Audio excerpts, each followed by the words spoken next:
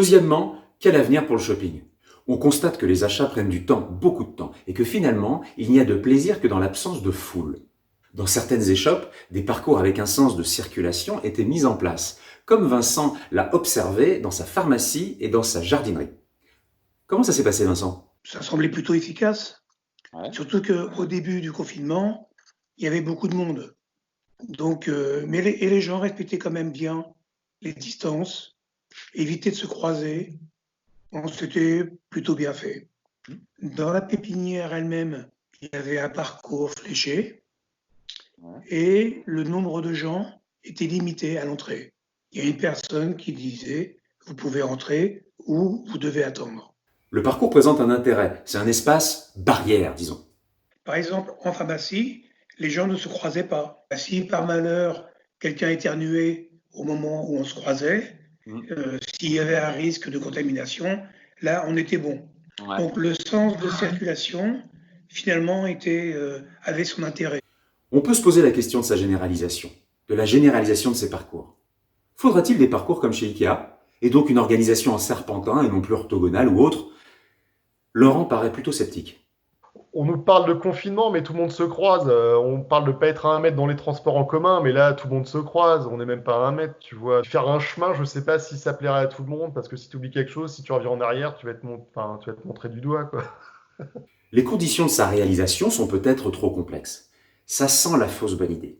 Christelle, qui a réalisé une partie de cette étude en ma compagnie, a une objection intéressante sur un sentiment d'oppression et de risque qui est généré. C'est paradoxal, mais finalement, on est assez collés parce qu'on passe, donc on a une distance pour pouvoir passer, on a un sens de circulation, sauf que les gens font la queue juste à côté. Donc finalement, on est très très proche des autres. Et en fait, je me suis plus dit, voilà, on est dans une situation où il y a plus un risque, il y a une réduction de l'espace. Moi, j'ai l'impression que dans ma tête aussi, j'étais réduite. Et du coup, j'ai plus du tout eu envie de consommer. Je suis juste allée chez le fromager et je suis partie. Alors que d'habitude, j'aime bien faire le tour, regarder ce qu'il y a, comparer. Et là, plus du tout envie parce que d'avoir eu toutes ces mesures pour rassurer, entre guillemets, moi, au contraire, ça m'a encore plus stressée et je me sentais pas du tout bien, très oppressée. La situation du shopping est des plus compliquées. Les consommateurs ne s'imaginent pas chiner en toute confiance comme avant. Le shopping s'est brutalement arrêté, sauf dans certains hypermarchés sur Internet. J'y reviens dans la vidéo sur le drive et le digital. L'envie n'est pas revenue pour le moment, pas véritablement. Pour des raisons de petits espaces, de promiscuité, de foule, et puis de temps perdu, comme l'explique Cécile. Mais j'ai pas envie d'aller à Rouen, de rentrer ma voiture dans un parking souterrain, de me retrouver dans la rue du Gros, me retrouver dans des boutiques, des enseignes beaucoup plus populaires, etc. J'ai pas envie de ça, j'ai pas envie de foule. Enfin, tu vois, si dans un an, je te dirais pas que je suis pas retournée faire du shopping d'ici un an. Ça serait long. Mais dans l'immédiat, je me dis que je peux m'en passer, quoi. Les procédures d'hygiène spécifiques sont des freins importants, ce qui intrigue et refroidit les plus grandes chopeuses, comme Isabelle. Là, déjà, j'ai vu des choses, c'est quand même hallucinant, quoi, parce que dès qu'on va essayer un vêtement, il va pas être mis en rayon, ils vont devoir le nettoyer. J'ai vu, je crois que c'est Morgane, justement, j'ai reçu un mail, là. Ils vont le mettre de côté, le nettoyer, et une fois qu'il sera nettoyé, ils vont le remettre en rayon. Donc, ils n'ont pas fini dans les boutiques. Moi, après, je trouve ça peut-être un peu trop.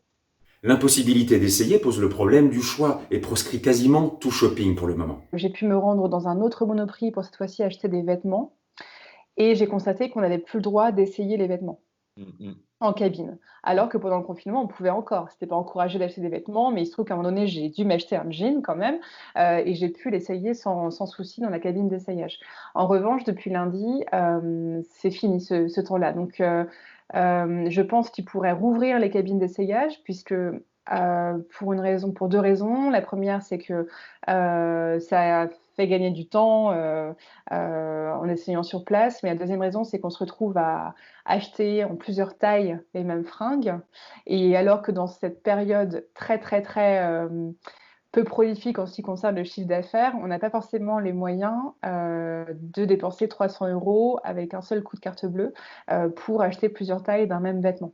Oui, c'est vrai, je n'avais pas pensé, ouais, les essayages. Ouais. Bah, je sais pas. Si tu mets, ouais, parce qu'évidemment, on le tripote, le vêtement, donc même le masque, ça suffit pas. J'en sais rien, je Ouais. sais pas. Non, mais c'est pour ça que le shopping, pour l'instant, moi, ça me paraît assez proscrit. Je préfère qu'il arrive chez moi et que je l'essaye chez moi, quoi. Là, tout de suite, j'ai du mal à me dire que dans les prochains jours, quand ça va réouvrir, j'irai directement dans des magasins de vêtements. Je pense pas que j'aurais très envie de toucher des vêtements qui ont été touchés, de les essayer, voilà. Pour l'instant, non. Enfin, l'époque est toujours un peu anxiogène, donc ça c'est toujours un peu plus facile de commander sur Internet. De plus, la file d'attente est beaucoup moins acceptable, car on n'est pas drivé par le besoin. Non, non, moi je me vois en toute confiance aller faire les boutiques, mais il est hors de question que j'attende une demi-heure devant la boutique Morgane ou Promode pour aller voir leur nouvelle collection. Voilà, j'irai si je reprends le boulot, parce que moi j'y vais souvent le midi comme je travaille vers Haussmann. Si je reprends le boulot, j'irai faire un tour, mais je ne vais pas faire la queue pour aller essayer des vêtements. Ceci pose une question plus globale. Comment faire revenir les clients dans les lieux de flux, de contact et de toucher, à savoir les grands magasins et les boutiques de fringues? Ça va pas être simple. Les grands magasins et les hypermarchés doivent gérer efficacement des quantités et des flux. Les commerces de proximité, eux, doivent renouer avec un climat de bienveillance. Bien sûr, le digital est une solution facile et peut-être préférée. Sur le vêtement, l'application Vinted, par exemple, propose un service sympa avec une offre large, pas chère et sans risque, comme l'explique Emma. J'essaie de moins acheter neuf et un petit peu plus sur Vinted, ce genre de choses, où on trouve des trucs très sympas, moins chers, voilà, et de seconde main. En conclusion, il faut réorganiser tout le magasin, repenser les temporalités, repenser l'espace, la circulation et surtout la confiance. De son côté, le digital peut tirer son épingle du jeu, bien évidemment, mais il a rencontré des problèmes rédhibitoires que je vous invite à regarder dans la 3e vidéo sur le drive et le digital, l'occasion manquée.